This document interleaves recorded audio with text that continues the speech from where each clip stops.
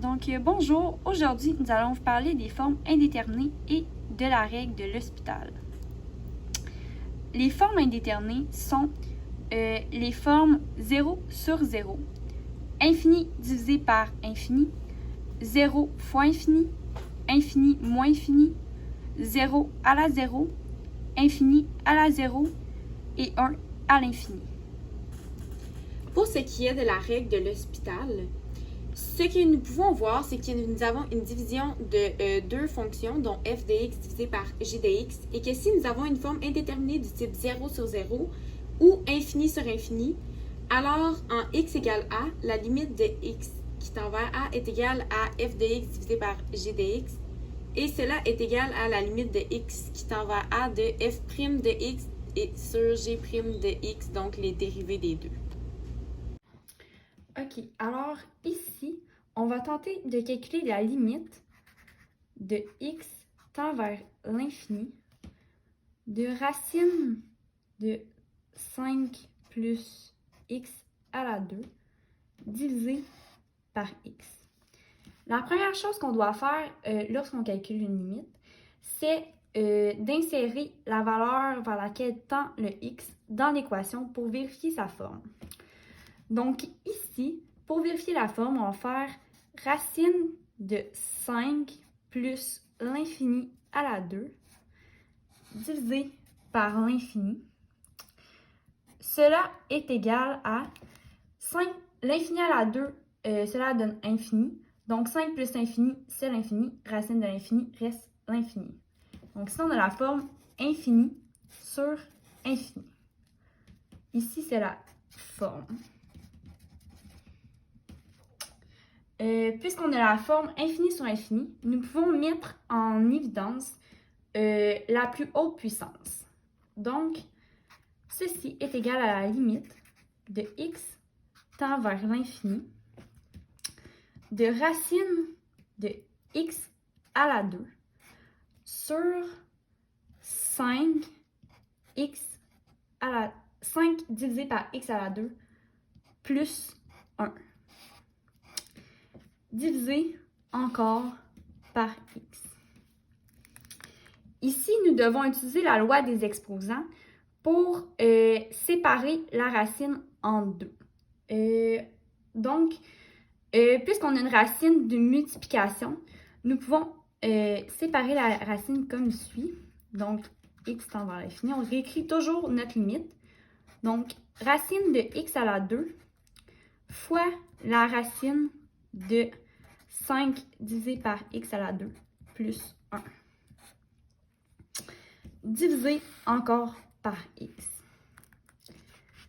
Notre prochaine étape est d'enlever la racine de notre x2.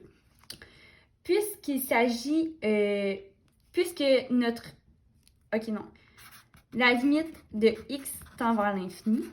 Ici, ça va donner la valeur absolue de x fois la racine de 5x à la 2 plus 1 divisé par x. Puisqu'on fait la racine d'un nombre, la valeur peut être tout le temps positive ou négative. Notre prochaine étape, on va venir vérifier si on est capable d'enlever la valeur absolue. Puisque le x tend vers une valeur positive, on est capable d'enlever la valeur absolue. Donc, cela fera limite de x tend vers l'infini de x fois la racine de 5 sur x à la 2. Ici, j'avais oublié ma parenthèse. Plus 1. OK, divisé par x. Ici, on aurait dû mettre une deuxième parenthèse. Donc, puisque nous avons un x en haut puis un x en bas, on est capable de les supprimer les deux. Ici, on va venir calculer la limite de x tend vers l'infini. Puisqu'on a supprimé nos deux x en haut et en bas, la limite de x tend vers l'infini ne donne plus une forme infini sur infini. Donc, on va être capable de la calculer. 5 sur x à la 2 plus 1. On va rentrer l'infini dans notre formule, ce qui va donner la racine de 0 plus 1, car 5 divisé par l'infini à la 2 donne 0. Ce qui est égal à 1, car la racine de 1 donne bien évidemment 1. OK.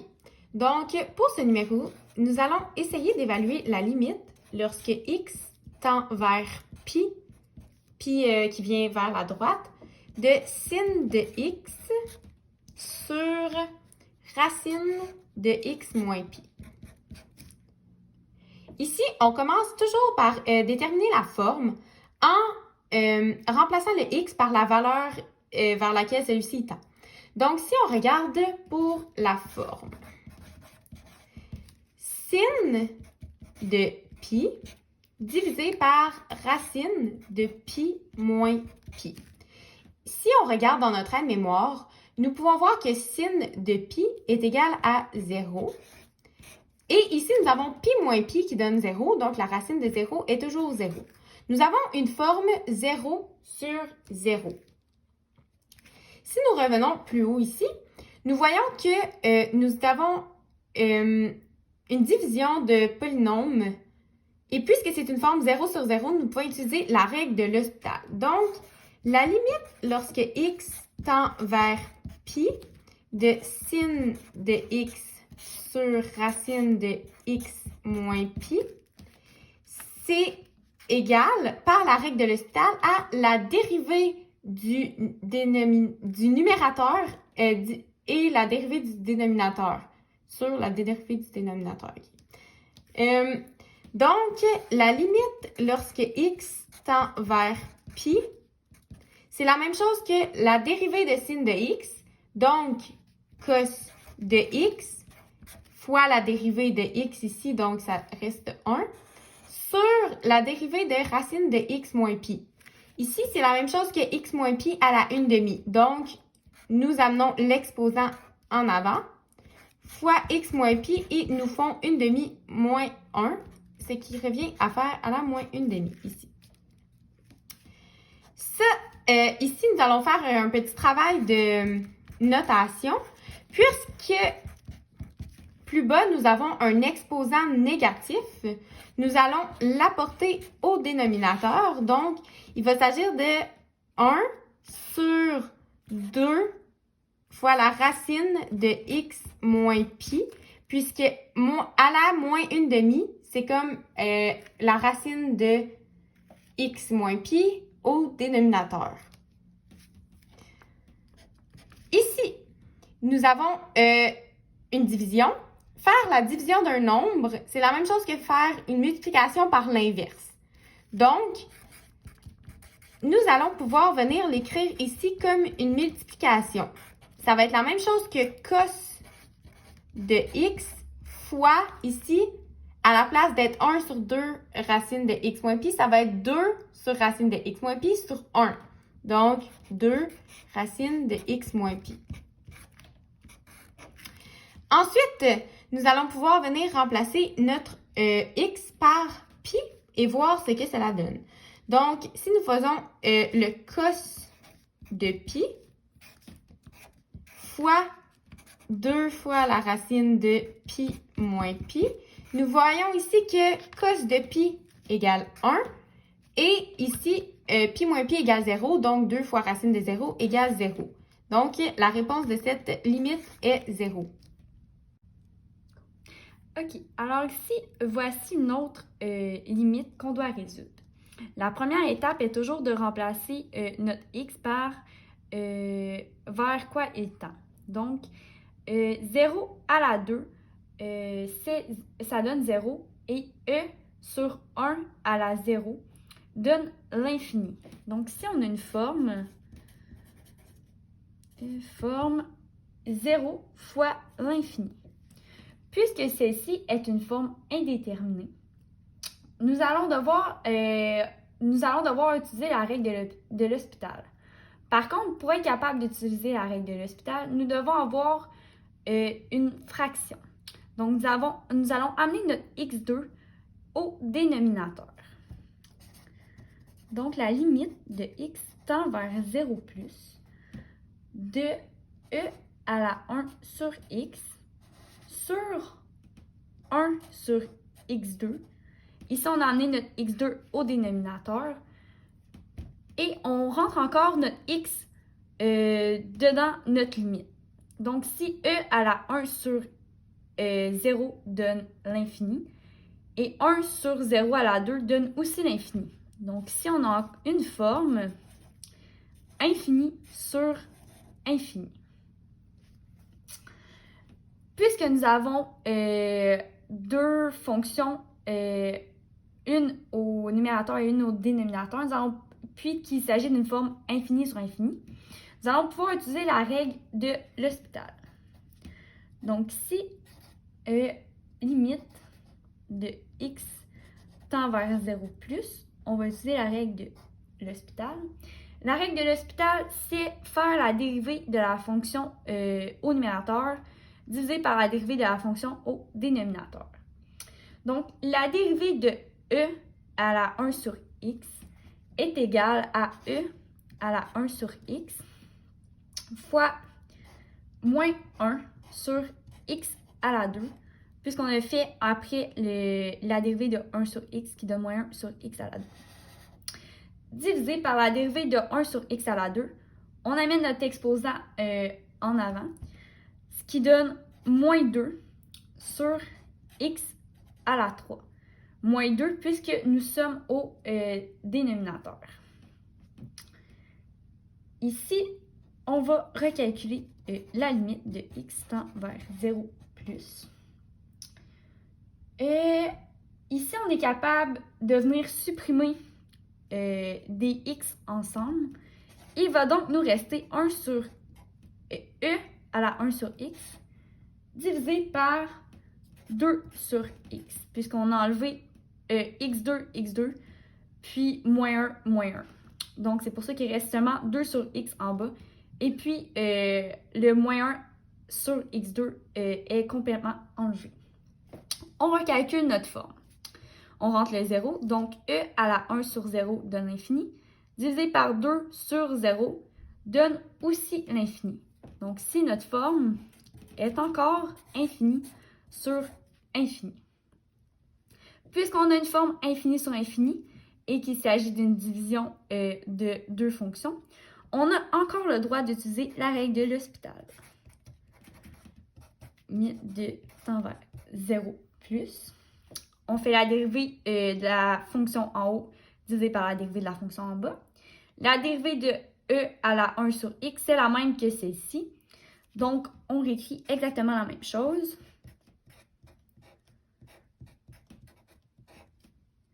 Divisé par la dérivée de 2 sur x. La dérivée de 2 sur x est égale à moins 2 sur x2. Ensuite, nous allons être capables de supprimer les x2 ici ensemble, puisqu'il s'agit d'une multiplication entre les deux termes. On supprime les deux x2 ensemble, puis moins 1 avec ici le moins 2. Ce qui donne maintenant la limite de x tend vers 0 plus de e à la 1 sur x, puisqu'il ne nous reste plus rien en haut. Et en bas, il nous reste seulement 2. Ici, on va être capable de calculer la limite. On rentre le 0 dedans, donc e à la 1 sur 0 donne l'infini divisé par 2. Donc l'infini divisé par 2 reste l'infini. La réponse de notre limite est donc l'infini. Donc ici, nous allons calculer la limite lorsque x tend vers 0 de x exposant tangente de x. Premièrement, nous devons déterminer la forme de cette limite. Pour ce faire, nous remplaçons le x dans notre équation par la valeur vers laquelle elle tend. Donc ici, nous avons x, donc 0, exposant tangente de x. Dans notre mémoire, nous pouvons voir que tangente de x est égale à 0. Donc nous avons une forme 0 à la 0. Si y est égal à x à la tangente de x, nous pouvons rajouter un ln de chaque côté et l'équation demeurera valide. Donc, nous avons ln de y est égal à ln de x à la tangente de x. Et comme vous l'avez probablement vu dans vos cours, dans les propriétés des exposants, des logarithmes, lorsque nous avons un ln de x à la quelque chose, nous pouvons envoyer l'exposant devant. Donc, on se retrouve avec ln de y est égal à tangente de x fois le ln de x.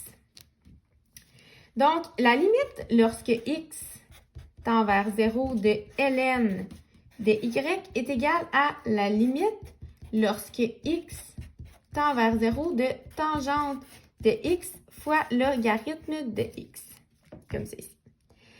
Ici, nous pouvons réévaluer la forme de cette limite. Donc, tangente de x, nous avons dit que si nous remplaçons le x par 0, ça donne 0.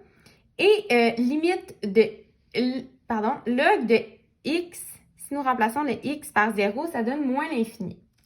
Nous pouvons venir ici modifier cette multiplication afin d'avoir une division.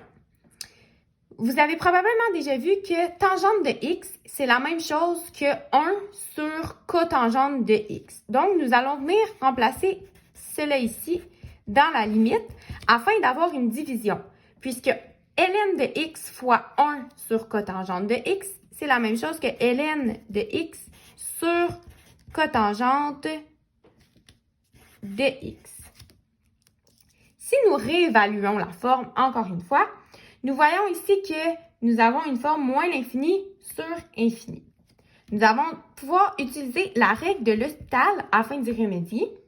Donc, cela consiste à faire la dérivée d'en haut et la dérivée en bas.